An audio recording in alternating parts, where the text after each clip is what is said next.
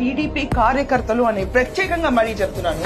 ఏ party కార్యకర్తలు వేరు గానీ టీడీపీకి ఉన్న కార్యకర్తలు ఎక్స్పెక్టేషన్స్ తో ఎప్పుడు ఉండరు. వాళ్ళకి ఓన్లీ ఈ TDP is one of the party. Cadre కార్యకర్తలకి ఇండివిజువాలిటీ చాలా ఎక్కువ. మిగతా వాళ్ళు బాస్ ఏం చెప్తే అది ఫాలో అవుతారు. కానీ టీడీపీ పార్టీలో ఉన్న కార్యకర్తలు మాత్రం ఏదైతే సబబో, రాష్ట్రానికి ఏది ఇంపార్టెంటో వాళ్ళ నాయకులకు కన్వే చేసి వాళ్ళు ఇచ్చిన అనుకూలంగా ఏదైతే క్రియ వాళ్ళకి ఇచ్చిన అనుకూలంగా వాళ్ళు ప్రవర్తిస్తారు. అండ్ నిబద్ధత గల కార్యకర్తలు టీడీపీకి మోస్ట్ ఇంపార్టెంట్.